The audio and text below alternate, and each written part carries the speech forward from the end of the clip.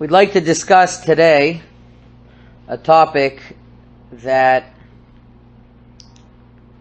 is very relevant every Shabbat, and I will tell you how this topic evolved. Parashat Pinchas discusses all of the Moadim, all of the different Hagim, from Shabbat to Yom Kippur to the Yamim Tovim. And I thought it would be a good opportunity to speak about the topic of Tosefet Shabbat.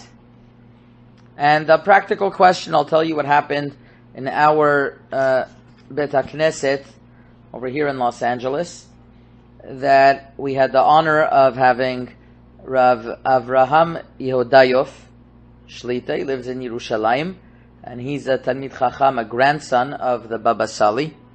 And he saw that we start a mincha 10 or 15 minutes before Shkia, like most synagogues.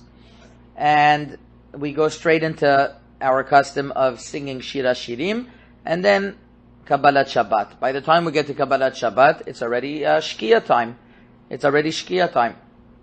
And he suggested that maybe we should all stand up right after Mincha and say, Boi Kala, we're accepting upon ourselves Shabbat Kodesh, in order to accept upon ourselves the mitzvah of Tosefet Shabbat.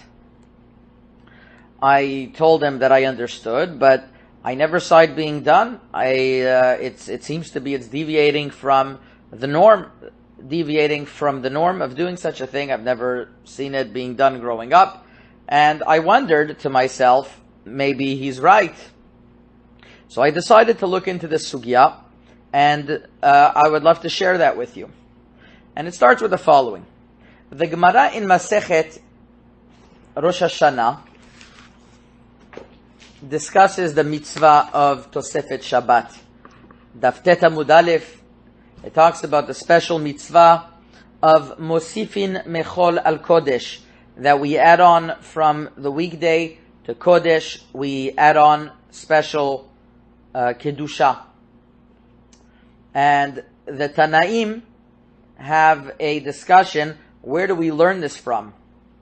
Rabbi Yishmael says, we learn it from the Pasuk by Yom Kippur, ve'initem et nafshotechem betisha b'chodesh ba'erev. You should afflict yourself, which is talking about on, fasting, on the 9th of the Chodesh. Now, we all know that Yom Kippur is on the 10th of the Chodesh. So why does it say 9th of the Chodesh? So says Rabbi Ishmael, the Pasuk is coming to teach us that we add on time from the 9th into the 10th, and we consider that holy like Yom Kippur, and we are Mekadesh that time, and we add on to the regular day. And with that we fulfill the mitzvah of Tosefet Yom Kippurim, and that would also be a source for Tosefet Shabbat and Tosefet Yom Tov. The Shulchan Aruch in Siman Resh Samech Aleph is posek this way. The Rif and the Ran and others bring this down the halacha. The Rif in Masechet Brachot, the Rosh in Masechet Yuma Perek Chet, Siman Chet. The Rosh brings this down, and although the Rambam does not bring this down at all, some say that he doesn't hold of, there is a concept of Tosefet Shabbat at all. Some say that he holds, maybe you would have a concept of Tosefet Shabbat midrabanan. One could look at the Biur Halacha Siman Resh Samech Aleph Sif Bet, who discusses this. But regardless, the Shulchan Aruch is posek that there is a concept, and there is a mitzvah of Tosefet Shabbat. The Shulchan Aruch in Siman Resh Samech Aleph Seif Bet says the following: Yesh omrim shetzarich lehosif mechol ala kodesh. There are some who say that one should add on from the weekday to Kodesh. V'zman tosefet zehu ze mitchilat hashkia. And when does the zman tosefet start? So he says from the time that the sun starts setting, and I'm not going to get into this subject. This has to do with Rabbeinu Tam. But any time before Ben Hashmashot, the Shulchan Aruch says that somebody accepts upon himself Shabbat. Interesting, in Seif Dalid, he said, the Shulchan Aruch writes, in the name of the Mordechai, Achar Anyat Barichu, after one answers Barichu in Bet Knesset, even though it's day, En Me'arvin ve'en Tomnin, one cannot do any Melacha, Rabbanan even, you don't do Eruv Chatzerot, you don't insulate the pots, Mishum du Kabbalat Shabbat Aleh. And the Shulchan Aruch adds on then that for us, Mizmor Shir L'Yom HaShabbat is like answering Baruch Hu. So here the Shulchan Aruch writes clearly a concept of Tosefet Shabbat. And this is how he's posek. But the Shulchan Aruch doesn't elaborate whether in order to fulfill this mitzvah of Tosefet Shabbat, one has to speak it out and say, here I am accepting upon myself Shabbat Kodesh, or would it be enough just not to do any melacha, not to do any work whatsoever? Many people have a question: what happens if they come to Bet HaKnesset just a couple of minutes before Shkiyah, and if they say, "I accept upon myself Shabbat Kodesh," then they can't do mincha anymore. But on the other hand, if they do mincha, then they'll lose the mitzvah of Tosefet Shabbat because it'll go into Shkiyah.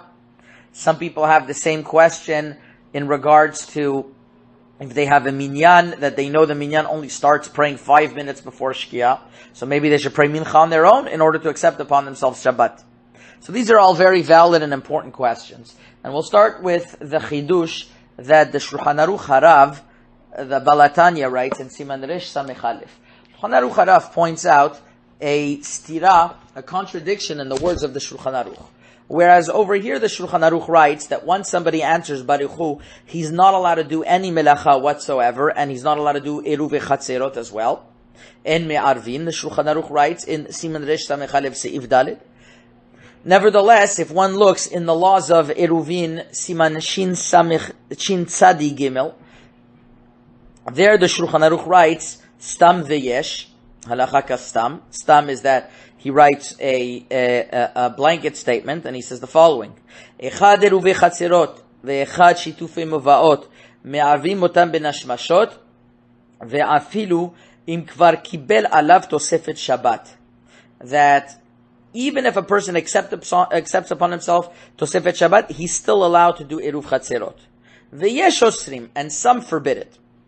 So here the Shulchan Aruch seems to say that brings an opinion, and he brings it, the first opinion, as a standard, as a stam, that would seem to imply that that's what he holds of, that you're allowed to do melacha after Tosefet Shabbat, and some say it's forbidden. So the Shulchan Aruch Rav asks, how come over here he says stam, it should be allowed, and Sif Dalid he says categorically it's forbidden once you accept it upon yourself Shabbat. Whereas the Shulchan Aruch Rav, because of this question, tells us a very important principle, and he makes a distinction that there are two levels in accept upon himself Shabbat. There's the level of Tosefet Shabbat, which is accepting upon yourself an extra part of Shabbat, which doesn't mean you're accepting upon yourself Itzumo Shel Yom, the actual holiness of the day. You're accepting upon yourself to add on to Shabbat. But during that add-on to Shabbat, you're still allowed to do Melacha Derabanan, like Me'arvin, like Eruv Chatzerot. Certain Derabanans they waived in that time after Tosefet Shabbat, like En Me'arvin, like you're able to do an Eruv Chatzerot. But once you accept upon yourself the Itzumo Shel Yom, when you answered Baruch Hu, then you can't do any Melacha whatsoever. And he says a phenomenal thing. Shulchan Aruch Rav is medayek in the Shulchan Aruch in a beautiful way. He says in Seif Dalid, Siman Resh Samech Aleph Seif Dalid, he says, Achar Anyat Barechu, you're not allowed to do anything, even Eruvin, and he writes, Mishum Dehu Kible Alea L'Shabbat Alea. He accepted upon himself Shabbat, he writes. That means saying that you accepted upon yourself Shabbat. He doesn't write Tosefet Shabbat. He writes, you accepted upon yourself Shabbat. Whereas in Siman Shin Samech Gimel, he adds on the word, V'yesh osrim im kibel alav Tosefet Shabbat. And over there he writes, there are those who permit it, and he went with that opinion that permitted it. So in Siman Shin Samech Gimel, Tzaddigim, he didn't accept upon himself itzumo shel yom, the holiness of the day. He accepted upon himself Tosefet Shabbat. And in Siman Resh Samech Aleph, when he answered Barichu, he wasn't merely accepting upon himself Tosefet Shabbat. He was accepting upon himself itzumo shel yom. And therefore, the Shulchan Aruch Harav writes that it is two different levels. And according to this Shulchan Aruch Harav, it would be possible that since a person didn't accept upon himself itzumo shel yom, he just didn't do any melacha, he could pray out mincha afterwards. That means a person could not do melacha for 15 minutes before Shkia, and he accepts upon himself Shabbat, and even less than that. And then 5 minutes before Shkia, he prays mincha, and it's not a contradiction, because he never accepted upon himself itzumo shel yom. He just accepted upon himself not to do melacha. And that's the approach of the Shulchan Aruch Harav, and what would come out from his words. Nevertheless, there are many who want to bring a proof from the Ritva that accepting upon oneself Tosefet Shabbat is not merely a concept of not doing melacha. Rather, it is accepting bepeh with a full acceptance. And it sounds like once you accept Shabbat, it's an official thing that you can't waver from anymore, and you definitely can't pray mincha, and you have to do it, you have to accept it with your mouth, not just status quo of not doing melacha. And they bring a proof from the Ritva in Masechet Shabbat, Daf Chav Gimel Amud Bet. He also writes this in Masechet Brachot, Daf Chav Zayin Amud Bet, and in Masechet Eruvin, Daf Mem Amud Bet. He says the following. He when the Ritva is talking about Tosefet Shabbat, he says the concept of Kishikiblu Alav Shitchide Ashkia. At the beginning, in other words, once Shkia is entering, that means you don't need so much time, even a few minutes. Bekidush o betfila kidemuchach bebrachot u'masechet eruvin. You accept it upon yourself in Kiddush and in Tefillah. And he emphasizes this point everywhere where he speaks about this, in Masechet Brachot and Eruvin as well, in the aforementioned places, that when somebody accepts upon himself Tosefet Shabbat, B'Kiddush u'B'Tefillah, that means you have to say something in order to accept Tosefet Shabbat. And therefore, there are those who suggest that from this Ritva, one has to say, I am accepting upon myself Shabbat Kodesh. Indeed, it's brought down in the name of Hagaon Rav Elyashiv, Zecher Tzadik Livracha, and this is brought down in the Sefer Shvut Yitzchak from Rav Yitzchak Darzi, Inyanei Ner Shabbat Perek Yud Zayin, that Rav Elyashiv suggested that the Tzibur should say Bo'i Kala, or we accepting upon ourselves Shabbat, in order to accept upon ourselves Shabbat Bepeh. And it could be that it's based on this Ritva. However, Rav Ben Zion Abba Shaul in Or Letzion, Chelek Bet, Perek Yud Chet, Od Bet, writes that, it's written that there's no proof from this Ritva. The Ritva is saying that if you want to accept upon yourself Tosefet Shabbat, you have to accept it Betfilah or Bekiddush. That means you have to, dafka by saying Barichu, by praying and saying, and in middle of, in other words, praying through Barichu or Mizmor Shir Yom HaShabbat or Kiddush, then you accept upon yourself Tosefet Shabbat, and that shows that you're serious about it. But if a person just comes along and says Bo'i Kala, there's no proof, says Rav Ben Zion Abba Shaul, that one would fulfill that Tosefet Shabbat according to the Ritva. And therefore, the Shulchan Aruch who writes that, doesn't write necessarily that somebody has to accept upon himself Shabbat by saying things. He just writes, Mishikibel alav Shabbat. It seems to be that the Shulchan Aruch would not follow this opinion of the Ritva. Indeed, it's brought down in a sefer called a sefer from Rav Michal Shurkin called Meged Givaot Olam. He brings that he asked this question to Rav Moshe Feinstein, Zecher Tzadik Livracha, whether one should accept upon himself Kabbalat Shabbat with by verbally saying it explicitly. And Rav Moshe Feinstein answered that he's never heard of such a concept ever before, And the concept of Tosefet Shabbat is staying away from doing melacha, consistent with what we said earlier from the Shulchan Aruch Harav. Indeed, the Chidush Ha'ara'ah in Masechet Brachot Daf Chav Zayin Amud Bet writes this explicitly, and the Gaon Mivilna in Siman Shin Tzadei Gimel also writes this, and it would seem to be this is consistent with what the Shulchan Aruch Harav writes, that one doesn't have to say explicitly that he's accepting upon himself Shabbat, just that he is not doing any melacha. And the Rabbi Tzionah Bashaul says the same thing. He doesn't have to accept Shabbat bipeh. As long as he doesn't do melacha, that's already called he's fulfilling the mitzvah of Tosefet Shabbat, that he's not working till the last minute. Interesting, the point that was mentioned, that seems to be the minhag as well, that we never saw communities rising up and saying boi kala. This point actually is an interesting point of contention. I just saw that the journal Or Torah has articles between two Talmidei Chachamim discussing this point, particularly in the communities in Morocco. Do they have to? They don't start Mizmor LeDavid right away, which would be, you could say, as a Kabbalat Shabbat. Rather, they start with Shira Shirim, and by the time they get into Shira, by the time they finish Shira Shirim, it's already Shkia. So, on one hand, you could say there was never a minhag to get up and say Boi Kala, and that's consistent with the Shulchan Aruch Harav and the Ra'ah and others, that you don't have to accept Shabbat explicitly.